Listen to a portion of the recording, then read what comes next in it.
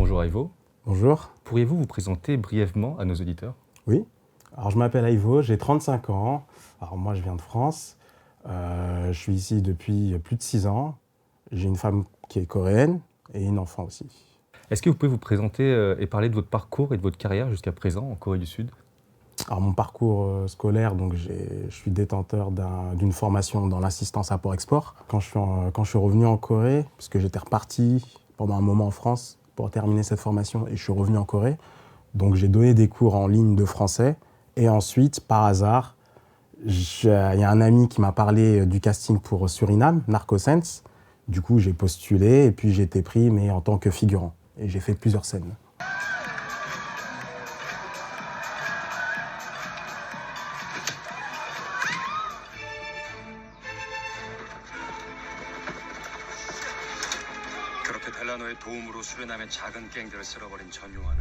Et vous avez participé du coup à de nombreux projets publicitaires, à la télé, dans les magazines, en passant par des marques renommées. Comment est-ce qu'on choisit et on trouve des projets en tant que Français en Corée? Et quelles sont les expériences qui vous ont le plus marqué? Il faut savoir qu'il y a beaucoup d'agences qui travaillent qu'avec des étrangers, beaucoup d'agences en Corée. Et du coup, c'est auprès de ces agences-là qu'il faut postuler, envoyer ses photos ou ses vidéos. Et ensuite, après, si on est pris, on peut participer à ces projets. Ensuite, il y a beaucoup de choses en fait, qui m'ont assez marqué aussi, comme leur professionnalisme quand on tourne aussi en Corée, car si c'est pas bon, on recommence jusqu'à ce que ça soit parfait. Il fallait aussi que je tienne aussi les fausses mitraillettes. Donc bon, moi j'ai pas fait l'armée, donc je connais pas, je savais pas comment tenir, donc ils m'ont expliqué. Ça c'était assez nouveau. Et aussi, rester toujours dans le rôle, on va dire, d'être sérieux, parce que parfois on peut un peu se dissiper, on peut avoir une tête un peu joyeuse et c'est pas ce qui est demandé. J'ai été tué au moins 5 fois j'ai été tué au moins 5 fois dans la scène, donc aussi apprendre à bouger pour se prendre des balles, c'était aussi sympa aussi. C'était une bonne expérience. Et vous avez aussi travaillé comme acteur et figurant dans des productions télévisées et aussi cinématographiques. Ouais. Comment est-ce que vous comparez les deux aspects de votre carrière qui sont film-série et le mannequinat?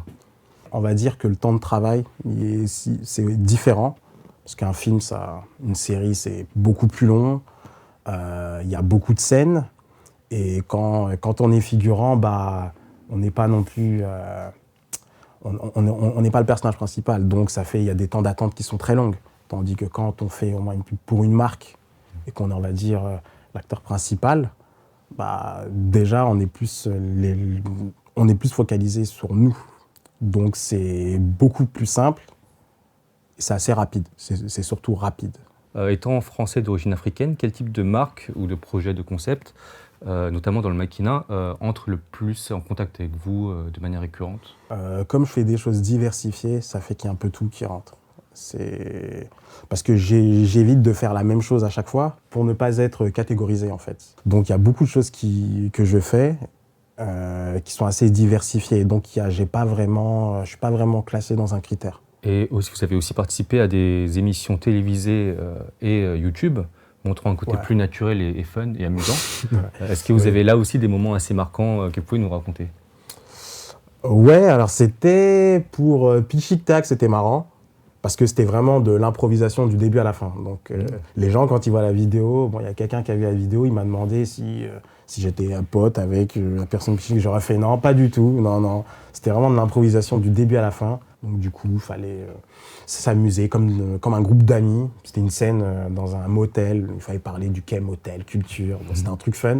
Donc il fallait faire comme si c'était des amis, on était potes, on s'amusait, on regardait les chaînes de télé, on zappait, on mangeait, on commandait de la nourriture. Ça, c'était vraiment drôle. Yes, right? Yeah. Yes, my friend Ivo. Hey, Ivo. Ivo, come on. Hey, Ivo. How are you? Good to see you. Good to see you too. Good to see you. Good to see you, my bro. Yeah. But this is my friend Ivo. He's from. Hi. Yeah, he's from France, right? Exactly. Yeah, right. We're gonna show you how to enjoy K Motel. Oh. You ready? Of course, I'm ready. That's why I'm here. Okay, let's go. Comment vous gérez la vie du couple franco-coréen et quelles sont les particularités de votre vie familiale au sein d'une famille coréenne? Alors, faut savoir que ma femme, on mélange les langues, le français et le coréen, parce que aussi elle peut parler français. Oui, donc des fois, il y a des petites erreurs de communication, comme dans tous les couples, même quand on parle la même langue aussi. Mais des fois, ça peut arriver. Mais sinon, on essaye quand même de se comprendre. Des choses après, il y a des chocs culturels aussi, des petites choses aussi qui rentrent en compte. Mais après, dans les couples, il faut faire des concessions. Donc, il faut aussi que chacun fasse des concessions pour accepter l'autre. Et surtout que aussi, j'ai une fille aussi là. Bon, pour l'instant, elle est encore bébé, mais voilà, il faudra aussi, comme elle sera baignée dans des cultures différentes, donc voilà, faudra s'adapter. Et en parlant de culture, quelles sont les valeurs et les traditions coréennes que vous avez adoptées dans votre vie quotidienne et comment est-ce que cela influence vos relations personnelles, votre travail, tout ça? Ce que j'ai adopté, j'ai le pali-pali, ce que j'ai adopté, le pali, parce qu'ici tout va vite, donc même pour moi, par exemple pour tout, pour faire quelque chose, il faut que ça soit efficace, faut que ça... ma femme sinon, donc du coup il faut que ça soit très efficace, donc j'y vais, j'essaye de faire rapidement, parce qu'elle me le dit aussi, donc il y a ça. Après les relations aussi avec les gens, oui, dans les relations aussi avec les gens aussi, c'est-à-dire... Voilà, quand on se présente, le salut, même serrer la main de cette manière, quand on arrive comme ça avec le bras ballant. Il y a aussi quand on mange avec des amis, servir l'alcool avec les deux mains. Il y a tout ça en fait, dans la vie quotidienne aussi je le fais. Boire devant une personne âgée, je tourne la tête, je bois, tout ça rentre en compte, quoi. Vous avez rencontré plusieurs idoles de K-pop lors du tournage de clips vidéo. Quelles sont vos impressions sur ces stars de la musique pop coréenne et qu'est-ce que vous aimez dans cette culture musicale? Alors déjà, les stars, quand je les vois, déjà, elles sont très polies, je trouve. Elles nous saluent tous. Elles saluent de la maquilleur, même aux figurants comme nous, ils saluent. Ils sont assez souriants, mais professionnels. Alors ça, j'aime bien. Ensuite, dans la K-pop, ce qui est marrant, ce qui est la particularité de la K-pop, ce sont les bridges dans les musiques. Il y a toujours un pont, il y a un changement de son, et après, ça repart. Bon, ça, c'est quelque chose de particulier, mais c'est ce qui est original. Ce qui est original à la K-pop. Ensuite, après, il y a la qualité de l'image, il y a les mélanges aussi les mélanges musicaux que j'aime bien aussi. Rap, hip-hop, R&B, pop, donc ça c'est cool. Quelques artistes que vous aimez? J'ai bien aimé Extraordinary Heroes, leur style un peu rock, parce que généralement, en K-pop, il n'y avait pas vraiment... Parce que, ok, c'est K-pop, mais on voit plus le côté un peu plus rock en fait, en Corée, parce que la K-rock, c'est pas assez développé par rapport à K-pop, mais quand j'ai vu qu'il y avait aussi ce côté rock, ça m'a plu. J'ai vu qu'il y avait une originalité, mais on voit aussi, ils peuvent aussi rapper, chanter, donc ça c'est vraiment cool aussi. Quand j'ai fait la chanson, c'était pas mal aussi. Je trouvais que leur musique était pas mal. Après, il y a plein d'artistes avec qui j'ai... Ouais, et par exemple, en girls band, avec qui vous avez travaillé en dernier, par exemple? Girls band avec qui il y avait J-Idol, ouais. J'étais en train de danser dans la vidéo. Du moins, j'essayais de danser. C'était pas évident de suivre, surtout qu'on l'a vu 2 fois. Donc déjà que je suis pas danseur, mais là, il fallait suivre. Donc il y avait J-Idol, mais c'était pas les derniers. Le dernier, c'était récemment. Vicha, c'est un groupe composé d'étrangers. C'était le dernier. C'était la semaine dernière. Il y a des groupes de K-pop aussi composés d'étrangers aussi. Je trouvais ça assez particulier. Quelles sont les plus grandes difficultés en tant qu'étranger dans ce monde de l'entertainment en Corée du Sud? Et est-ce qu'il y a beaucoup de portes qui se ferment de ce fait d'être étranger? Alors, déjà, si on ne parle pas coréen, ça va être difficile. Déjà, on sera limité déjà pour des rôles. Parce qu'ils vont demander à te parler en coréen. Si tu ne peux pas le parler, tu ne peux pas le lire. Déjà, ça va être compliqué. Donc forcément, il y aura une porte qui se ferme. Ensuite, comme je l'expliquais tout à l'heure, j'essaye de faire différentes choses. Et j'essaye de pas trop faire des choses clichés, on va dire, pour éviter qu'on me catégorise vraiment dans ce type de rôle. Donc du coup, comme je mets tout mon travail sur Instagram, donc, on voit qu'il y a plusieurs choses, de différentes choses, qui fait que les portes elles s'ouvrent pour d'autres rôles. D'accord. En tant que modèle et acteur, quelles sont vos aspirations futures dans l'industrie du divertissement?